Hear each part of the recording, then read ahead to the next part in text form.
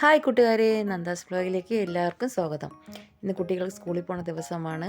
രാവിലെ ലഞ്ചിന് വേണ്ടി ഇനി രാവിലെ ചോറ് റെഡിയാക്കി വെണ്ടയ്ക്ക മെഴുക്ക് പുരട്ടിയും സോയാബീൻ കറിയും ബീട്രൂട്ട് തോരനും പുളിശ്ശേരിയുമാണ് ഉണ്ടാക്കാൻ തീരുമാനിച്ചിരിക്കുന്നത്. വെണ്ടയ്ക്ക അരിഞ്ഞ് അടുപ്പിൽ വെച്ചു. കുറച്ച് ശകലം ഉപ്പിട്ടിട്ടുണ്ട്. അതൊന്ന് വാടി വരട്ടെ. അപ്പോഴത്തേക്കും നമുക്ക് അപ്പുറത്തെ അടുപ്പിൽ സോയാബീൻ കറിക്ക് വേണ്ടിയുള്ള ചെയ്യാം.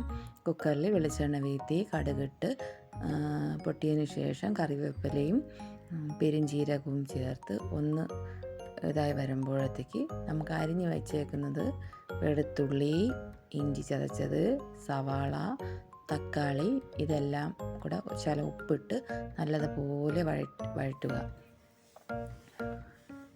എല്ലാവരും എൻ്റെ വീഡിയോ സ്കിപ്പ് ചെയ്യാതെ കാണണം. നിങ്ങളില്ലെങ്കിൽ ഞാൻ ഈ ചാനൽ പൂട്ടിക്കെട്ടേണ്ടി വരും.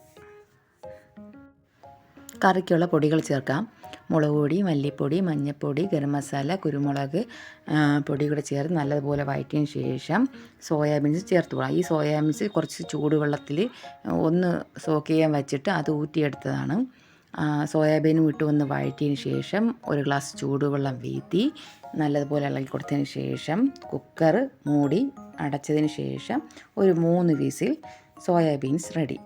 വെണ്ടയ്ക്ക ഉപ്പിട്ട് വാട്ടിയതിൽ നമ്മൾ കുറച്ച് മഞ്ഞൾപ്പൊടിയും കുറച്ച് കുരുമുളക് പൊടി, നല്ല ടേസ്റ്റാണ്. ഇങ്ങനെ ചെയ്ത് നോക്കണം.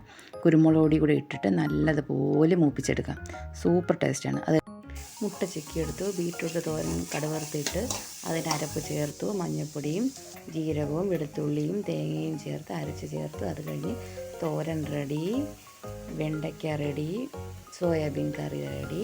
ഇനി ലഞ്ച് പൊതിയുന്നു. ലഞ്ച് അവൻ്റെ ഫ്രണ്ട്സിന് കൂടെയാണ് പൊതിയുന്നത്. പുളിശ്ശേരി സോയാബീനും ഒരു പാത്രത്തിലെടുത്തു. നന്ദക്കുട്ടി 6:30 മണിയാകുമ്പോൾ ട്യൂഷന് പോയി. നന്ദക്കുട്ടിക്ക് പുട്ടും സോയാബീൻ കറിയും കൂടെ ഞാൻ വാരി കൊടുത്തു. അത് കഴിഞ്ഞിട്ട് അവളെ പറഞ്ഞ് വിടാനുള്ള ധൃതിയിലാണ്. അതിൻ്റെ ഇടയ്ക്കുള്ള ഹായൊക്കെ പറയുന്നുണ്ട്. അവൾക്ക് ഞാൻ തല കെട്ടി കൊടുക്കുകയാണ്. അപ്പോൾ അവളെ ഹെയർ സ്റ്റൈൽ എല്ലാവർക്കും കാണിക്കണമെന്നും പറഞ്ഞാണ് ഈ ഫോണും എടുത്ത് നിൽക്കുന്നത്. പിന്നെ കൂടെ എൻ്റെ സൗണ്ട് ഒന്ന് അടയുന്നുണ്ട്. അത് വേറൊന്നും കൊണ്ടല്ല, അത് എനിക്ക് തൈറോയിഡിൻ്റെ പ്രശ്നങ്ങളുണ്ട്. അതുകൊണ്ട് കൂടെ സൗണ്ട് അടയുന്നത്. അതുകൊണ്ടൊക്കെ ഞാൻ മുമ്പ് വോയിസ് റെക്കോർഡ് ചെയ്യാതെ അല്ലാതെ പാട്ടിട്ടൊക്കെ ഷോർട്സ് ചെയ്തുകൊണ്ടിരുന്നത്. അങ്ങനെ നന്ദക്കുട്ടിയുടെ ഹെയർ സ്റ്റൈൽ പൂർത്തിയായിട്ടുണ്ട്. എങ്ങനെയുണ്ട്? സൂപ്പറല്ലേ?